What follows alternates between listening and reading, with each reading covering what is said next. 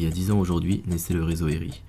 10 régions européennes ont alors signé un accord dans le but d'améliorer la participation des jeunes, de soutenir leurs initiatives et projets au sein des régions, de développer une coopération institutionnelle, mais aussi de travailler sur un discours au niveau régional sur les politiques jeunesse au sein de l'Union européenne. Suite à l'Assemblée générale du réseau ERI en 2013 et d'une visite d'études en Italie, nous avons réalisé le potentiel de ce réseau.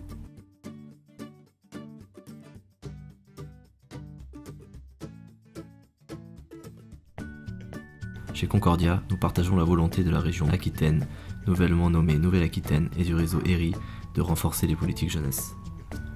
Depuis plusieurs décennies, nous faisons confiance à la jeunesse au sein de nos projets. Nous croyons en son potentiel, alors c'est tout naturellement que nous avons souhaité construire avec eux et avec les régions ce nouveau projet. Renforcer le réseau ERI est une occasion pour soutenir une réflexion multi-acteurs sur la politique jeunesse de l'Europe, de développer des liens entre les différentes régions concernées, en associant les organismes publics, les associations, le secteur privé et les universités et lycées dans un projet commun centré sur l'Europe. Mais c'est aussi une nouvelle occasion d'offrir aux jeunes des espaces d'expression, de travailler avec eux sur des questions qui les concernent, d'en faire les acteurs et moteurs de nos régions et de l'Union européenne. Au cours de l'année 2016, 4 régions européennes, l'Aquitaine en France, l'Émilie-Romagne en Italie, la Hesse en Allemagne et Valence en Espagne, se sont investies dans le projet ERI pour réaliser une série d'actions dans le but d'atteindre les objectifs suivants. Favoriser l'échange de pratiques et le montage de projets entre professionnels des régions, contribuer à la rencontre entre jeunes et à la formation d'une identité européenne, augmenter la participation des jeunes et des acteurs jeunesse à la politique jeunesse du réseau ERI, ouvrir un espace de rencontre entre les élus, les acteurs jeunesse et les jeunes. Grâce à l'engagement de l'équipe de Concordia Aquitaine et ses bénévoles, de Pauline Le Gall alors en charge de ce projet durant l'année 2016 et de tous nos partenaires locaux et européens, plusieurs actions ont alors pu voir le jour au cours de l'année.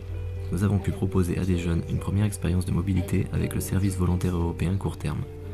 Ces jeunes en difficulté sociale, économique ou autre ont vécu une expérience à l'étranger pendant 23 jours, encadrée par l'une de nos structures partenaires. Natacha Beccati, j'ai fait 3 semaines en Italie dans la région Émilie-Romagne. C'était une très très bonne expérience. Ça m'a aidé en moi-même par rapport à la mobilité. Ça m'a appris à me contrôler de moi-même pour la recherche de travail quand je suis en recherche d'emploi. Ça m'a donné un contact visuel différent. Une autre action clé du projet est le job shadowing. Cette fois-ci, ce sont des travailleurs jeunesse qui ont eu la possibilité de partager et d'apprendre le quotidien professionnel de leurs homologues européens et d'ouvrir leur pratique. Pendant 10 jours pour un job shadowing en Italie à Forlì, plus exactement donc au sein de l'UNICEF. Maria est partie via Couleurs du Monde et moi via la Maison de l'Europe. D'après mon expérience et ce qui est ressorti, c'est que c'était bien choisi, en tout cas on a bien été répartis selon nos profils en tout cas. Et ça peut amener aussi des méthodes et des techniques. C'est d'apprendre, mais pour un job shadowing, c'est observer mais aussi essayer d'apprendre aux autres ou de dire voilà comment ça se passe chez nous. Enfin, 2 formations européennes organisées par Concordia ont eu lieu en Aquitaine.